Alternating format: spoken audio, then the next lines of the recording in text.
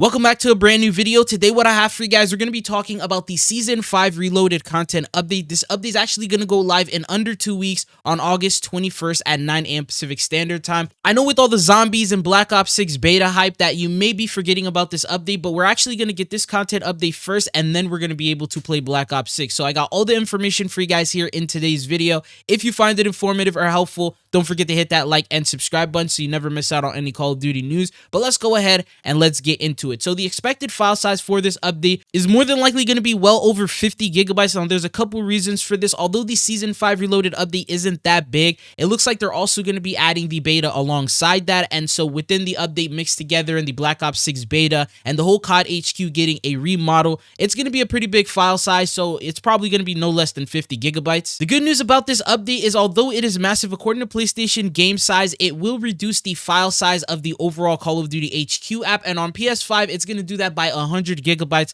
So that should save you a little bit of space. And when it comes to the download release date, it looks like they've already added that to the test. And that's how people are already able to access the Black Ops 6 beta. But it should be publicly available for those of you guys who are on Battle.net, usually 2 to 3 days before. If you're on PlayStation, around 8 to 9 hours, the midnight before the update goes live. And then Xbox and Steam, we usually have to wait until the actual update is live before we can actually download it. And then also you can expect that the roadmap and the blog post are going to be coming out a week before. So we're expecting the news and the information most likely starting next week. Usually they do it exactly a week before, so on the 14th, but because it's a reloaded update, there's a lot going on with Black Ops 6. They may end up waiting all the way up until the Monday right before. So maybe we'll be getting the blog post on the 19th instead of the 14th. But that's all the dates that you need to know about in terms of this update. Let's talk about the actual content. Now, this is the general overview. Stuff will impact everything and available for all platforms. The very first thing is going to be the new Spear melee weapon. This will be available, have a total of 6 levels.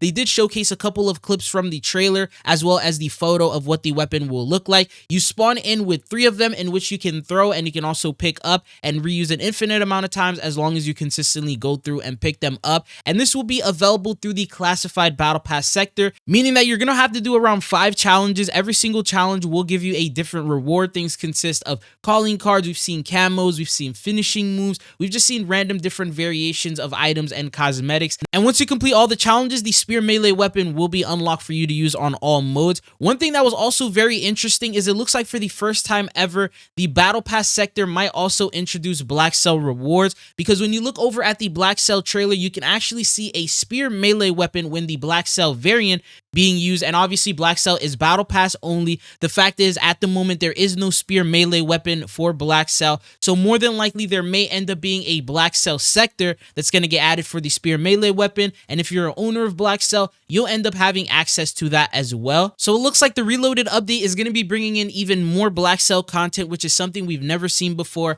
and they've done for the very first time. Even though they're adding this brand new weapon, I feel like Call of Duty is pretty stale right now, and because of that, I'm always looking for that next immersive tactical FPS shooter game, and I have found just that, and that is today's sponsor, Arena Breakout Infinite. This is one of the most highly anticipated extraction-based shooter games that people are calling the Tarkov killer. It stays completely true to the shoot, loot, and extract gameplay style while incorporating a bunch of different exceptional qualities of life, different features, a bunch of hidden loot and surprises to keep you addicted and playing for hours. And with over 1 million players signing up for the closed beta test, they received overwhelmingly positive feedback, which as a result, it made this one of the most watched games on Twitch at the time. And the best part is the full game is going to be releasing on August 13th on the official website arenabreakoutinfinite.com, and players can also pre-download the game starting on August 12th. At the moment, it's not available on Steam, so make sure you go to arenabreakoutinfinite.com. And most importantly, the game is completely free to play. It also features some early launch content,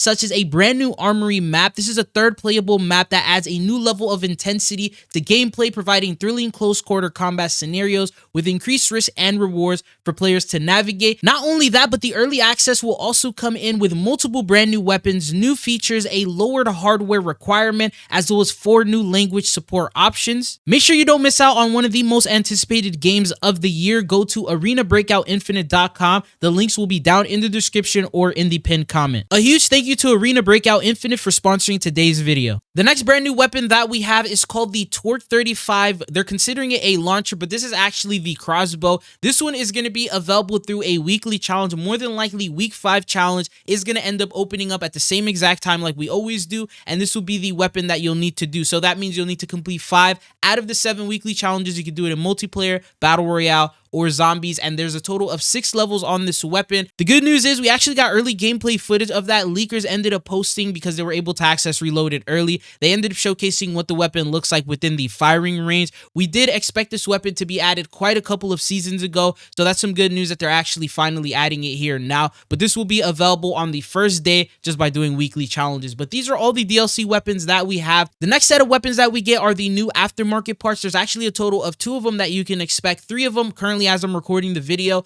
During the week 4 challenges, which is still part of the first half of season 5, we got the Jack Proteon kit. That is going to be for the raw LMG. It says this conversion kit turns the raw into a highly adaptable prototype weapon with a telescoping barrel that can be toggled between full auto and semi-auto fire, offering suppressive fire and precision in the same weapon. And then following that, once we get into the Reloaded update, week 5 is going to be the brand new weapon, so we'll have to skip that. Then there will be week 6, and it'll probably be one of these. So we have the Jack Devastator. This one's compatible with the Reclaimer 18 shotgun, dual wield Reclaimer 18 shotguns, and become a mobile artillery barrage with this aftermarket part. Accuracy and recoil control are minimal, but destruction is maximized. And we did have that early gameplay footage from Warzone Mobile where it has that super crazy inspect animation. That is actually scheduled to be in the Reloaded update, either during week 6 or week 7. And then we have the second one. This one is called the Jack Death March, compatible for the BAL 27 AR. This aftermarket part replaces standard ammo with high voltage power cells and the barrel with a photonic scatter barrel. Fire a spread of lethal laser blasts that take down enemies at short range. Once again, this is also a weapon that was shown in Warzone Mobile early. We actually saw that last season. This has infinite ammo. The only downside is obviously if you keep holding and spraying it, it will need to recharge, and that's how they're sort of counteracting it and balancing it out. Unfortunately, only 2 aftermarket parts left, and then during week 8, that's when we get a brand new weapon blueprint for completing the weekly challenges, and that's it. So we only have one for week 6 and one for week 7. But these are all the aftermarket parts. Going on following that, we have the multiplayer content that is scheduled. So we have only one brand new map that comes in for multiplayer, and that is going to be a variant called the Ink House. Basically, the cell-shaded theme that they got going on with this season is going to continue, and it's going to be bringing in Stash House into a brand new variant, and this is what it looks like from the photo that they have provided. Not too much really to talk about other than the photo here. Now we have the multiplayer modes. The first one is called Fishfection. It says avoid the hook in the slippery twist on infected. Equip with only the compound bow and spear as your weapons in Fishfection, where it's your goal to prevent getting eliminated by a bloodthirsty school of fish operators composed of previously fallen players. I'm actually very curious to see what that looks like. I wonder if they're going to be using that fish operator bundle and just have all the operators running around looking like that. The next one that we have is called Paintball. It says we're going painting. Paintball played predominantly on small maps and in modes like Capture the Flag and Kill Confirm. Give players increased movement ability for the duration of the mode and replaces all bullet impacts with paint splatter. So basically you're getting free tracers playing this mode. That means every weapon is one-shot kill. So take cover behind a bunker of choice and get ready for some quick action painting. The last game mode that we have for multiplayer, it says Defuse or Destroy. Expect an explosive twist on Search and Destroy at the mid-season 2. In this round-based objective mode, teams take turns attacking and defending bomb sites. The twist this mode round starts with the bomb already planted in one of 2 possible locations, putting a literal ticking time bomb into play as teams alternate to defend and defuse. Basically, it's like Search and Destroy, but it's going to be a lot more hectic. But following that, we jump into the next set of content that we have, and that is for Modern Warfare 3 Zombies. Now, some bad news is it looks like this is the last and final MW3 Zombies update that they are going to be doing, because they keep calling it the finale. And if you guys recall, in Season 6, we usually don't get a Reloaded update if they're following the same pattern with MW2. So more than likely, this will be the last and final update that we get for MW3 Zombies. But it says the end is here. Descend into the dark ether to disrupt and sever the link between Dr. Jansen and the entity. Experience a gravity-defying dark ether arena featuring Ethereum launch pads and an all-new boss. So it says Operation Deadbolt must face the ultimate challenge in confronting the entity in a terrifying new section of the dark ether. Use Ethereum launch pads to soar through the environment and keep away from the dangerous hordes of undead lurking on the ground. Prepare to abandon all hope as you make your way towards the climactic conclusion and the final boss. They don't really showcase who the boss is here. Apparently, they're thinking that it's probably going to be the entity, and it says survive the narrative-driven final story mission to unlock the conclusion cinematic and secure the first piece needed to access the new Dark Ether Rift. And then they provide a photo of that, which showcases that soap operator. It says stay alert for clues and work with the community to discover the path towards lucrative and lethal Season 5 Reloaded Dark Ether Rift. This perilous challenge offers players a fresh way to experience the Dark Ether and awards the opportunity to earn powerful rewards, including permanent unlocks, which I'm very curious to see what that's going to be. And then they said new secret schematics.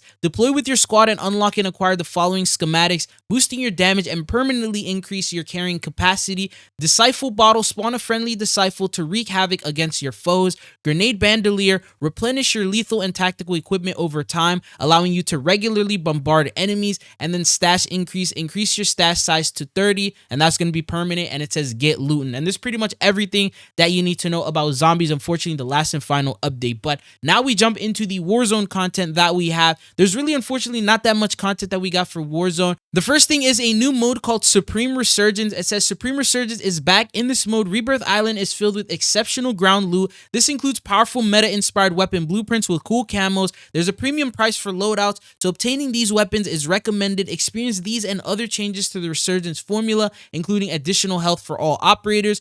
Plus, players who win their first match in Supreme Resurgence will unlock the Spilled Beans weapon camo. Unfortunately, we don't know exactly what that looks like. Probably going to get added with the Reloaded update, and I'll keep you guys updated on that. But we have a new feature called Elite Contracts. Complete Elite Contracts to earn a variety of rewards listed below. The Elite Contract is no easy task. This time, given to complete one is reduced compared to a normal contract, providing you prove your metal and Elite cash drop into the AO with bonus cash, XP, and one of the following: Foresight Killstreak, multiple redacted weapons, Specialist perk package, and Advanced UAV. Then we also have a new public event called the Recon Flyover, which will impact all modes. It says there's no place to hide during a Recon Flyover, so get out there and fight. When this event is activated, 2 waves of advanced UAV highlight scan operators at red player arrows with the recon zone shown as a red circle on your mini-map and fly towards them. If you're caught in this recon, you will be exposed to other players. Use the intel to reassess your plan, seeking the best ground to engage imminent danger. That's pretty much everything that you need to know about Warzone. Let's go ahead and talk about the upcoming events, crossovers, and operators that we know of so far.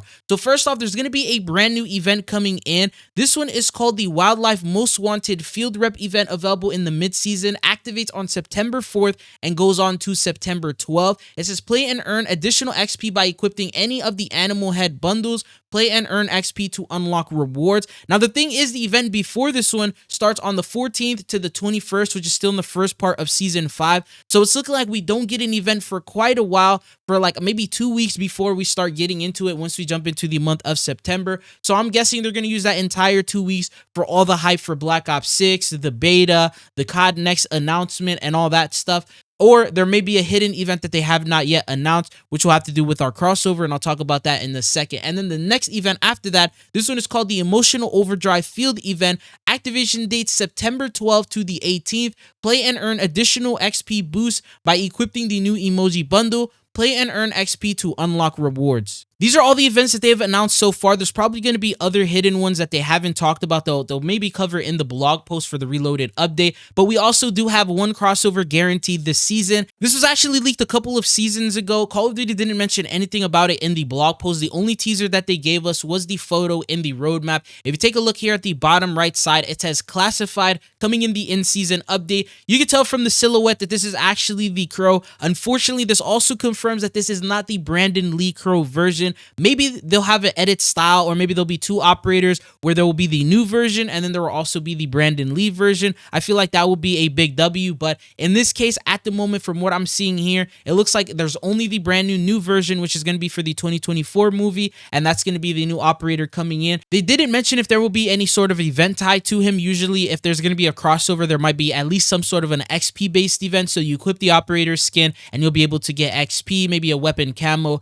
some sort of rewards like that, but they didn't mention anything in the blog post, obviously for the reason that they don't want to spoil it. So I'm guessing probably in the very beginning where there was like that 2-week drought of no events, that's probably where the Crow event is going to come in. They just couldn't announce it in the blog without spoiling it. So that's what you could probably expect. That means the release date for this bundle should be in the very beginning part of Season 5 Reloaded. But anyways, other than that, there was one other operator skin that was shown. It was actually added in the Season 5 update along with the other new operators, but the difference is this one is not a part of a bundle, so it's not yet complete. I'm guessing it's probably going to be released and Reloaded because of the fact that we still have the cel-shaded Ink House map that's coming in, and that still has to do with the theme, I guess. So more than likely, they're going to turn that into a bundle. I highly doubt that they're going to make this a free reward. That would be a little too crazy for them to do. And then there's also the unfinished Kingly Attire operator skin, still not yet available as a part of a bundle. We don't know exactly when he will release and how you'll be able to unlock him. And then the last operator skin is the Soaphawk operator skin. We're guessing that maybe he has to do with the final zombies mission because he's shown in the photo. I remember he was shown in the zombies intro cinematic. So maybe he could be available as one of the permanent unlocks that they talked about, but we'll have a little bit more information later on once the blog post officially drops. But this is everything that you need to know about the Reloaded update. If you found it informative or helpful, don't forget to hit that like and subscribe button. It's been your boy Chidzo, and hopefully I'll be seeing you guys again. Peace.